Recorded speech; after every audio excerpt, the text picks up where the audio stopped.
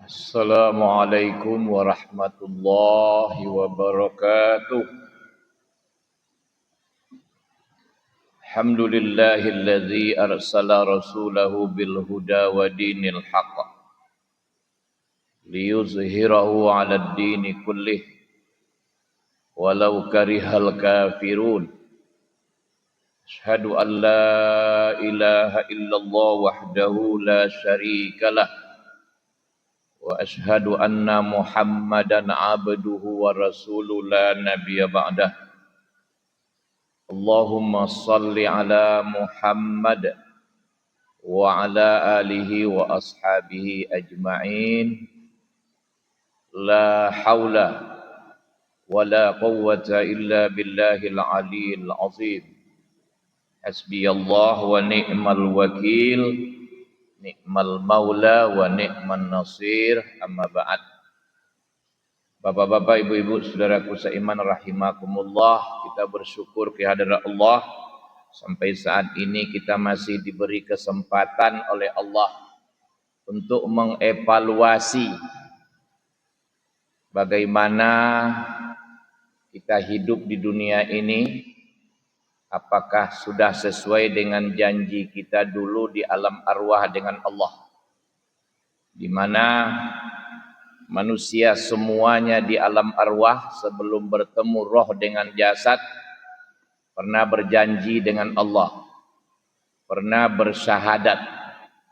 Hal itu diberitahukan oleh Allah dalam surat Al-A'raf ayat 172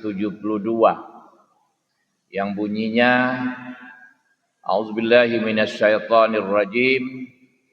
Alastu bi rabbikum qalu bala syahidna an taqulu yaumal qiyamah inna kunna an hadza ghafilin. Di mana Allah memberitahukan bahwa dulu kalian semua pernah berjanji dengan Allah. Bunyi perjanjiannya adalah, bukankah aku Rabb kalian? Alastu bi rabbikum. Semuanya serentak menjawab, baik sekarang yang kafir apalagi yang mukmin. Qalu bala, mereka jawab iya, syahidna, kami bersaksi. Kata Allah, ini diberitahukan kepada kalian agar kalian di hari kiamat tidak mengatakan nanti sesungguhnya kami dulu waktu hidup di dunia adalah termasuk orang-orang yang lalai. Bapak-bapak, ibu-ibu, saudaraku seiman rahimakumullah, tidak berapa hari lagi insya Allah kita akan meninggalkan tahun Syamsiah 2025, di mana dihitung dari perjalanan matahari, dan akan memasuki insya Allah tahun 2026. Setiap pergantian waktu, detik, menit, jam, pekan, bulan, dan tahun, sebenarnya jatah hidup di dunia semakin berkurang. Allah ingatkan dalam surat Al-Anbiya ayat 1. A'udzubillahi minasyaitonir rajim. Iqtaraba linnasi hisabuhum wa hum fi ghaflatin mu'ridun. Masa berhisab manusia sudah dekat, kata Allah, sedangkan mereka berada dalam kelalaian oleh kehidupan dunia dan membelakangi akhirat. Mereka dilalaikan oleh kehidupan dunia dan membelakangi akhirat. Ayat ini tentu diturunkan kepada Muhammad, Al-Quran, dan tentu peringatan buat Muhammad dan pengikut dan umatnya, dan umatnya atau manusia sezamannya dan setelahnya. Di mana jatah hidup kita sebagai umat Muhammad sallallahu alaihi wasallam sangatlah singkat di dunia ini. Ayat tadi mengatakan bahwa kita hidup di dunia singkat. Yang dimaksud hisab di situ oleh mufassir diartikan mati. Waktu kalian mati sudah dekat, kata Allah. Maka Nabi menjelaskan betapa singkatnya itu dalam hadisnya, umatku nanti, manusia setelah aku, itu umurnya antara 60 sampai 70 tahun. Dan sedikit yang lebih. Bapak Ibu, alhamdulillah kita diberi oleh Allah sekarang kemudahan. Dengan teknologi, silahkan nanti dilihat di HP, ketik Google. Lihat, tulis di situ umur orang Indonesia 70 tahun ke atas. Ada kawan yang melihat yang 70 tahun ke atas umur orang Indonesia hari ini, itu lebih kurang 6 juta. Hitung saja dari 270 juta sekian, itu hanya 6 juta. Ya. Artinya sangatlah sedikit dan sudah membuktikan hadis Nabi tadi bahwa manusia setelah beliau itu umurnya pendek. Dan beliau sendiri membuktikan dengan dirinya bahwa beliau berumur 63 tahun, beliau sudah berangkat ke alam barzakh. Dengan pertukaran tahun ini berarti umur kita sudah berkurang untuk jatah hidup di dunia. Karena itu mari di akhir tahun ini dan di awal tahun baru nanti kita melakukan muhasabah, menghitung-hitung diri. Di antaranya adalah semua kita ini kan mengharapkan surga. Siapapun manusia pasti mengharapkan surga, menginginkan surga. Kalau boleh kita konkretkan isi surga itu supaya kita bisa mengevaluasinya, maka surga itu berisi 3. Pertama, penghuni surga itu aman. Jadi isi surga itu aman. Kemudian yang kedua damai. Yang ketiga kebaikan. Itulah isi surga. Jadi ketika manusia ini sudah hidupnya selalu bikin kebaikan, insya Allah dia akan damai. Ketika orang sudah hidupnya damai, maka itulah dia akan merasakan aman.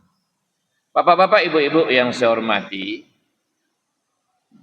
yang makamnya di Madinah, yang seumur hidupnya tidak pernah berbohong, ya. Beliau bersabda, dan hadis ini menurut para ahli sahih. Sabda beliau, man qala raditu billahi rabbah wa bil islami dina wa bi muhammadin rasulan wajabat lahul jannah. Siapa yang mengucapkan aku ridho Allah sebagai Rabb, Islam sebagai din. Kita selalu mengartikan din itu agama. Tapi makna lain yang dikandung oleh kata din adalah aturan. Jadi kalau begitu aku ridho Islam sebagai aturan hidup. Dan aku ridho Muhammad sebagai Rasul. Rasul berarti dia ridho menjadikan Muhammad sebagai teladan. Laqad kana lakum fi Rasulillahi uswatun hasanah. Sesungguhnya pada diri Muhammad sallallahu alaihi wasallam itu ada suri tauladan yang baik. Apa jaminan Muhammad sallallahu alaihi wasallam terhadap orang yang seperti ini? Wajabat lahul jannah. Pasti dia akan mendapatkan surga. Jadi Nabi sudah jamin siapa yang mengatakan aku ridho Allah sebagai Rabb, Islam sebagai aturan hidup, Muhammad sebagai contoh, ya, dalam mengamalkan ajaran Islam, dalam menjadikan Allah sebagai Rabb, jaminan Muhammad sallallahu alaihi wasallam adalah pasti orang ini dapat surga. Karena itu mari kita perbanyak membaca raditu billahi rabba wa bil islami dina wa bi Muhammadin rasulan. Kemudian mari kita pahami makna yang dikandungkan. Yang dikandung oleh 3 hal itu. kemudian kita amalkan dalam kehidupan. Inilah di antara yang akan kita evaluasi. Pertama kita mulai dulu sebelum kita dilahirkan, sebelum roh bertemu dengan jasad, semua roh manusia sudah berjanji akan menjadikan Allah sebagai Rabb. Itu di alam arwah. Tadi sudah dibacakan ayatnya, alastu bi rabbikum qalu bala syahidna. Kata Allah, ini diberitahukan kepada kalian supaya kalian tidak ada nanti mengatakan lagi di hari kiamat. Teks yang dipakai oleh Allah di situ kata kiamat. Bukan hisab dulu, tapi kiamat. Ini menarik. Artinya, ketika keadilan sudah berdiri. Nah, jadi kata kiamat itu seakar dengan kata kiamun. Para ahli memberikan pengertian ketika nanti qiyamul adli, keadilan sudah berdiri, maka siapa yang konsisten, siapa yang istiqomah menjadikan Allah sebagai Rabb sesuai dengan janjinya di alam arwah, nah orang itulah yang akan mendapat surga. Orang itulah yang akan aman, damai, dan mendapatkan banyak kebaikan. Kalau begitu, dari mana mulai qiyamul adli itu? Dari mana mulainya berdiri keadilan? Sepakat para alim bahwa mulai keadilan didirikan adalah di alam kubur. Diulang, di alam kubur keadilan sudah mulai berdiri. Kenapa?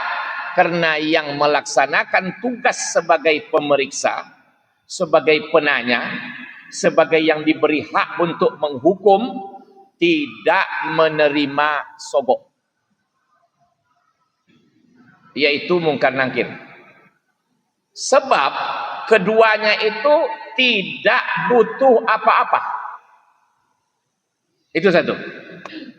Jadi kenapa keadilan tidak bisa tegak kadang-kadang? Karena yang menegakkan itu dia kadang-kadang bisa disogok. Karena dia memang punya kebutuhan. Yang kedua, penegak keadilan di alam kubur, dia patuh kepada atasan. Malaikat semuanya patuh kepada Allah. Tak pernah bermaksiat. Yang ketiga, data dan faktanya lengkap. Paling tidak tiga ini.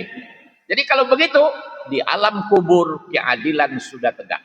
Maka siapa yang istiqomah menjadikan Allah sebagai Rabb sesuai dengan janjinya di alam roh, di alam arwah, maka insya Allah dia tidak ada takut dan tidak ada sedih. Dalilnya, innal ladzina qalu rabbunallah summa istaqamu tatanazzalu alaihimul malaika alla takhafu wa la tahzanu wa abshiru bil jannati allati kuntum tu'adun. Sesungguhnya orang yang mengatakan Rabb kami Allah. Nah ini dia. Di alam roh sudah mengatakan Rabb Allah, dalam kehidupan dia selalu mengamalkan raditu billahi rabba, kemudian istiqamah dia. Kokoh. Konsisten. Tak bisa digoyahkan. Dikasih oleh Allah dia miskin, dia tetap Allah sebagai Rabbnya.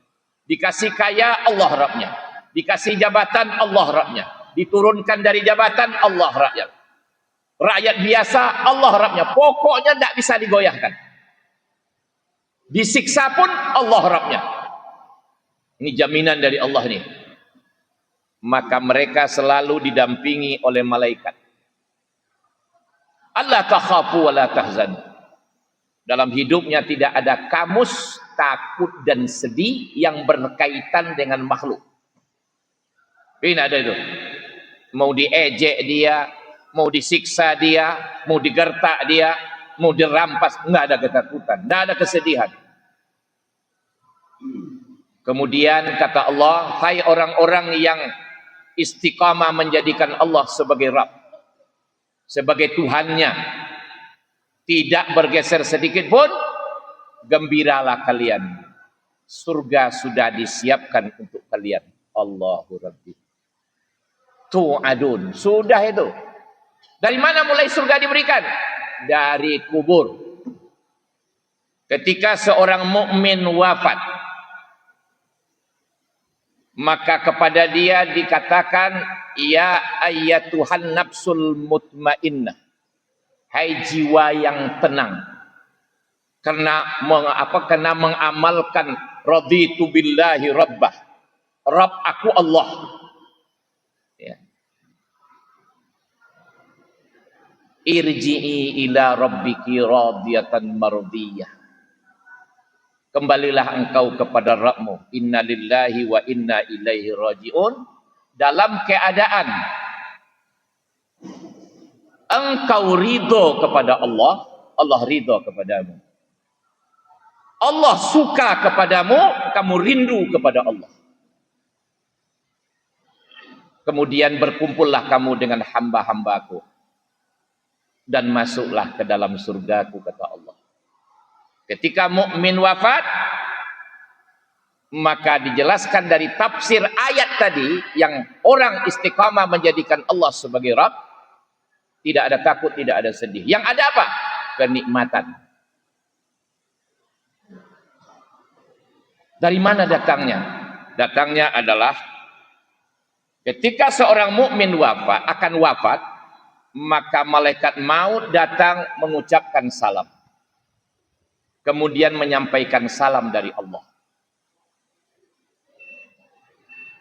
Ketika itu sudah terlaksana, malaikat maut didampingi oleh beberapa malaikat yang tugasnya menayangkan tempat bersangkutan di alam sana.